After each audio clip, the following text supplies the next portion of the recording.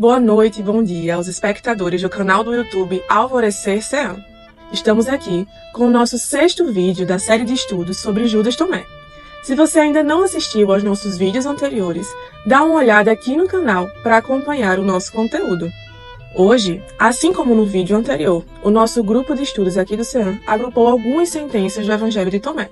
E o tema de hoje são algumas passagens que fazem alusão ao feminino.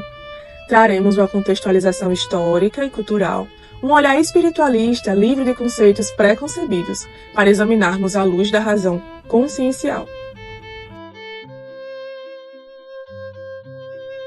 Entre as 114 sentenças do Evangelho de Tomé, encontramos algumas alusões e representações do feminino. Quando dissemos em vídeo anterior que o Evangelho de Tomé é fonte primária do gênero Evangelho e que é provavelmente o modelo que mais se aproxima da transmissão oral dos ensinos de Jesus de Nazaré, é também para nos chamar a atenção em relação ao lugar que as mulheres, que o discipulado feminino ocupou no círculo de discípulos mais próximos do Mestre. Mas antes de entrarmos no Evangelho propriamente dito, cabe-nos situar um pouco do contexto geográfico no qual a Palestina estava inserida. Aquela região sofreu forte influência da cultura e das religiões do Oriente Médio e também já sabemos de registros que indicam que Tomé circulou pelo Oriente. Nos estudos e pesquisas arqueológicas, com a descoberta de artefatos de culturas antigas, do período entre 10.000 a 50.000 anos antes de Cristo, identificou-se o culto ao feminino, que numa expressão mais atual seria a representação do culto à deusa mãe, a grande mãe. Esse culto perdurou milênios, se expressando em diversas localidades geográficas. Desse modo, nós vamos encontrar referências a Ísis, deusa egípcia, a Deméter, deusa grega, Danu, deusa celta, e Iemanjá, uma deusa africana, Sofia, na mitologia gnóstica. Considerando essa forte representação do poder feminino nas expressões do sagrado em sociedades antigas, nós vamos observar no Ocidente uma tentativa de marginalização desse feminino, desse culto ao poder feminino.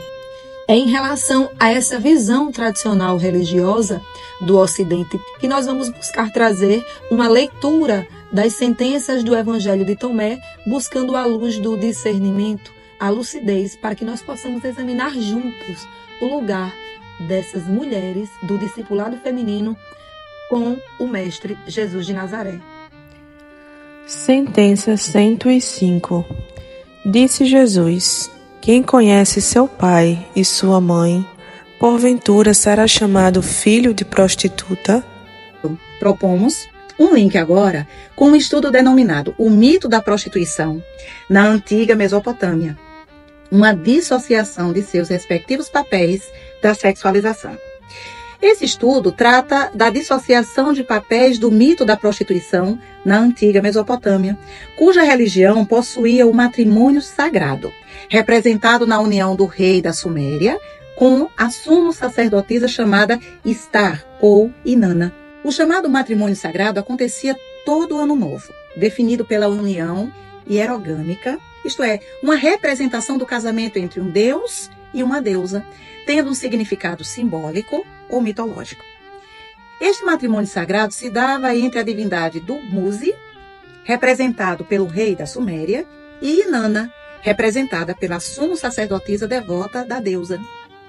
Este rito era fundado na crença de que este ritual era essencial para a prosperidade da terra e o bem-estar das pessoas.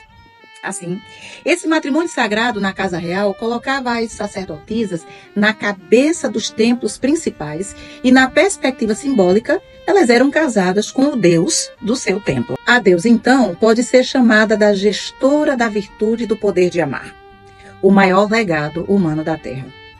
Daí nós vamos encontrar no Evangelho de Tomé, na sentença 105, a indagação, referindo-se ao filho de prostituta. Huberto Rode, no comentário, traz que o ego humano representa um filho ilegítimo. Portanto, ele é regente do pseudo-nascimento. Sendo que o nascimento pelo espírito é o filho legítimo, representando o nascimento em verdade. João Evangelista, ele diz que os que recebem em si o Cristo recebem o poder de se tornarem filhos de Deus. Cristos concebidos, nascidos da própria consciência de si mesmos, são os filhos legítimos de Deus. Trazendo então a frequência da deusa mãe, compartilhado aqui neste estudo, deixamos o exame consciencial da probabilidade de resgate da alma feminina, exilada na prostituição. O José Grosso, referindo-se ao termo adulteração, ele alude que o adulterado é o falso e passa pela maquiagem ou verniz social, que em vão tenta eclipsar a luz do sol. Aqui também dizemos a luz da vida. A mulher em estado de graça, terminologia que significa força e luz, está tecendo uma vida em seu ventre. E quando entra em trabalho de parto, ela dá a luz. Sim, o feminino sacrossanto planetário dá a luz, promove vida sobre a terra. No Evangelho de Tomé, 2 mulheres ganham destaque. Salomé, na sentença 61, e Maria, nas sentenças 21 e 114. Elas revelam o seu papel como discípulas de Jesus e também ressalta questões importantes sobre o papel da mulher na tradição cristã primitiva.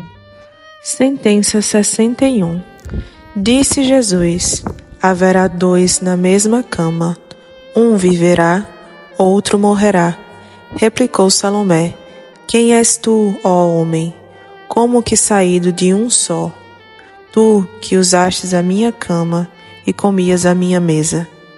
Respondeu Jesus: eu vim daquele que é todo um em si. Isso me foi dado por meu Pai. Disse Salomé: eu sou discípula tua. Vem a propósito o dito: quando o discípulo é vácuo, será repleto de luz, mas quando é dividido, ele será repleto de treva. Essa sentença, ela nos revela algo substancial da escola de Jesus de Nazaré, o lugar de respeito que as mulheres ocupavam, sendo plenamente livres para se dirigirem ao mestre com questionamentos e sendo igualmente atendidas com essas indagações. Salomé, neste dito, questiona Jesus, o homem com quem aparentemente ela tinha uma aproximação e uma convivência mais próxima, já que ela diz que ele frequentava a sua casa, que comia à sua mesa. Ante a resposta dada por Jesus, Salomé o reconhece como mestre, como Cristo, e prontamente afirma: eu sou discípula tua. Esse diálogo nos mostra que, no discipulado de Jesus, um discipulado heterogêneo, composto por homens e mulheres, ambos os gêneros podiam alcançar a dita iluminação espiritual. Ambos podiam buscar a unidade em si mesmos. Sentença 114.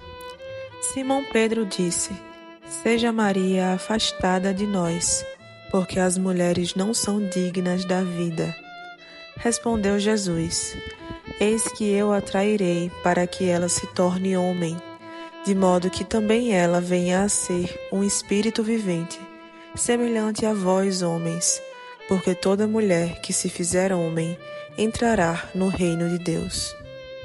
Aqui, nesta sentença 114, nós observamos a presença da discípula Maria em cena. Mas que Maria é essa? Uma vez que nos evangelhos canônicos, nos evangelhos apócrifos, nós vamos perceber que muitas são as Marias mencionadas enquanto discípulas, enquanto próximas a Jesus de Nazaré.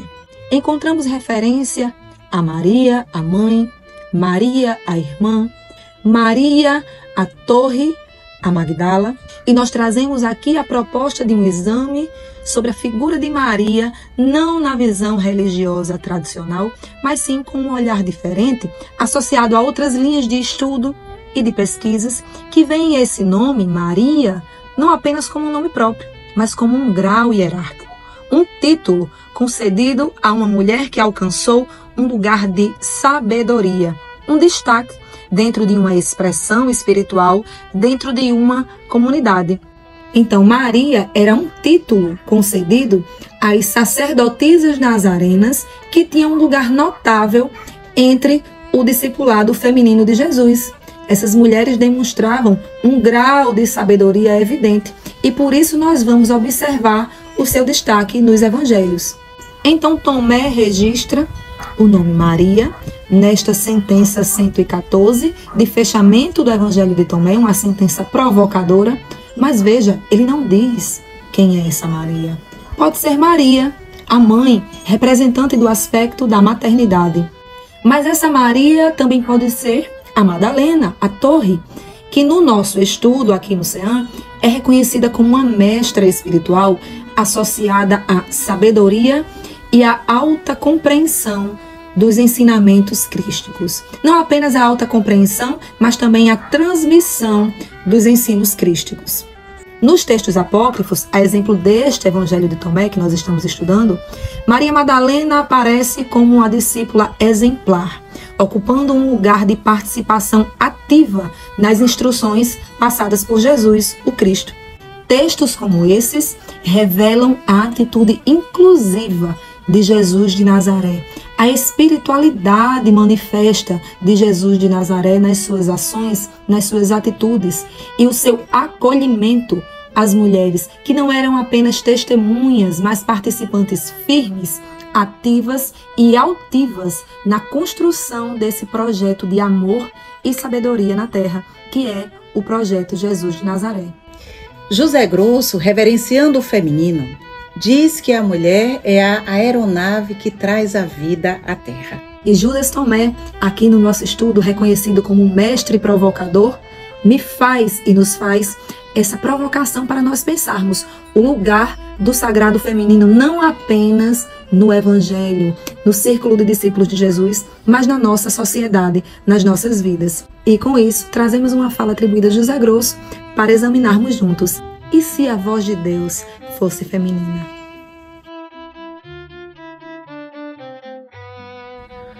Você já havia se permitido pensar por esse ângulo?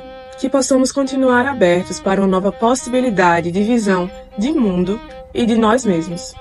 Continue acompanhando o nosso conteúdo aqui no canal e acompanhe também o nosso perfil do Instagram, @alvorecerceam. Até o próximo conteúdo. Que Deus seja louvado nas nossas atitudes.